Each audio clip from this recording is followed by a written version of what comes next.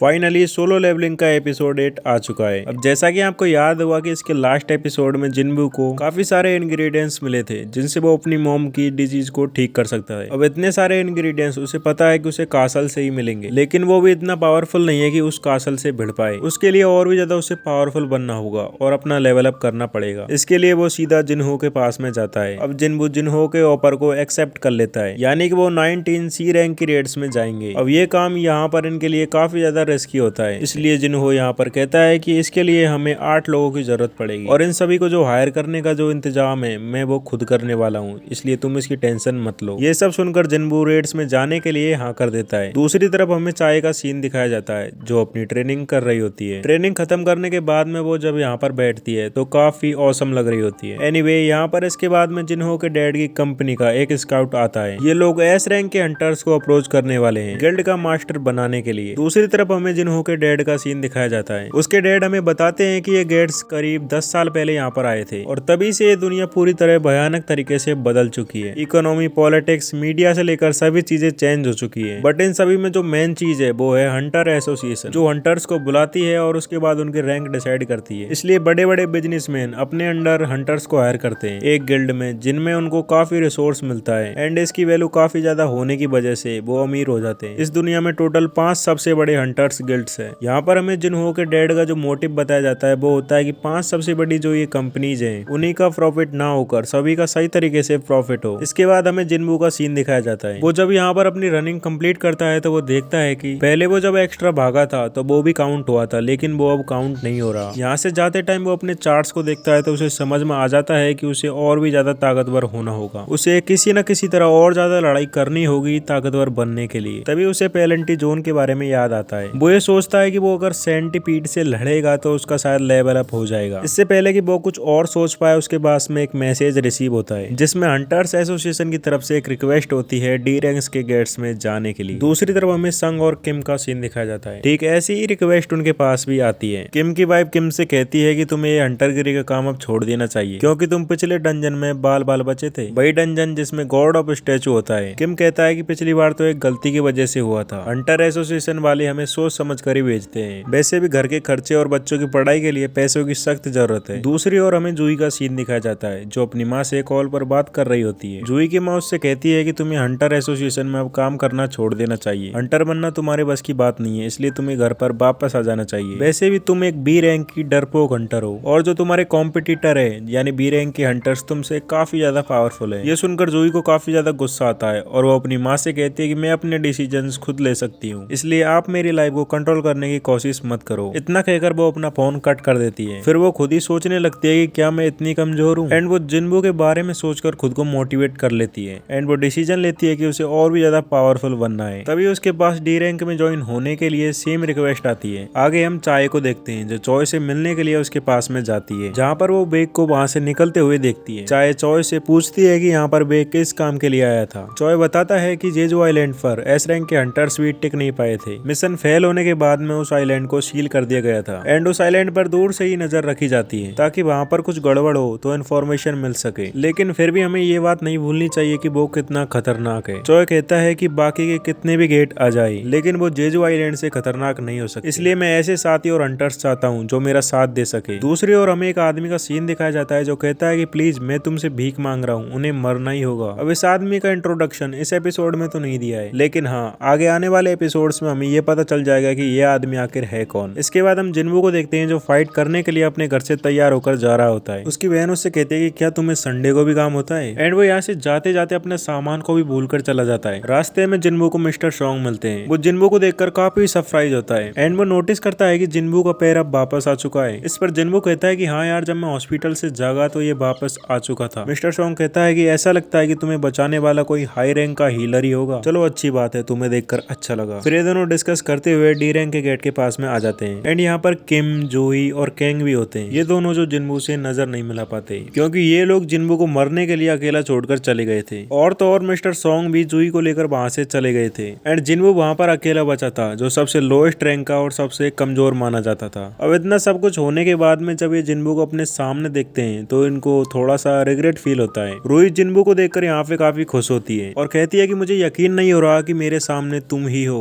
और पहले से काफी डिफरेंट एंड कूल भी लग रहे हो। मैं जब तुमसे हॉस्पिटल में मिलने के लिए आई थी तब तुम बहुत ही बुरी हालत में थे। जिन जूही से कहता है, क्या तुम मुझे हॉस्पिटल में मिलने के लिए आई थी? तभी इनके पीछे एक वैन आकर रुकती है और उसमें से 3 ठरकी क्रिमिनल्स बाहर निकलते हैं और हमें बताया जाता है कि हंटर्स की कमी होने की वजह से इस रेड में ये भी हिस्सा लेने वाले हैं। अगर ये लोग हमारी इस रेड में हमारा साथ देंगे तो इनकी सजा थोड़ी कम हो जाएगी। एंड इस सभी के बाद में इस हंटर टीम का लीडर बना दिया जाता है मिस्टर सॉन्ग को। मिस्टर सॉन्ग कहता है कि पिछली बार मेरी गलती की वजह से 7 लोग मारे गए थे, मैं उस सब के लिए माफी मांगता हूँ और इस बार ऐसा नहीं होगा। और यहाँ पे ये लोग गेट के अंदर जाने के लिए तैयार हो जाते हैं और गेट के अंदर एंट्री करते हैं। एंड इसी के साथ इस एपिसोड का एंड यहीं पर हो जाता है। इसका जो अगला एपिसोड आने वाला है उसका नाम है you have been hiding over skills. जब इन लोगों ने जिन्बू को देखा था तो वो डी रैंक का एक डरपोक सा हंटर था, लेकिन बाद में जब जिन्बू ने अपना दिमाग चलाया तो वो एक काफी अच्छा हंटर साबित हुआ। अब इस टाइटल को देखकर ऐसा लगता है कि जिन्बू की जो ताकतें हैं वो इन लोगों को अगले एपिसोड में पता चल जाएगी और इस सब के सब लोग जिन्बू की ऐसी ताकतों को देखकर एकदम सरप्राइज्ड होने वाले हैं। और इसी वजह से मुझे नेक्स्ट एपिसोड का काफी ज्यादा इंतजार है। तो ये वीडियो यहीं तक थी। अगर आपको वीडियो पसंद आई तो लाइक करो और चैनल को सब्सक्राइब करो। एंड आप अपने सजेशन कमेंट सेक्शन में बता सकते हैं। तब तक मिलते हैं नेक्स्ट वीडियो में। Good bye.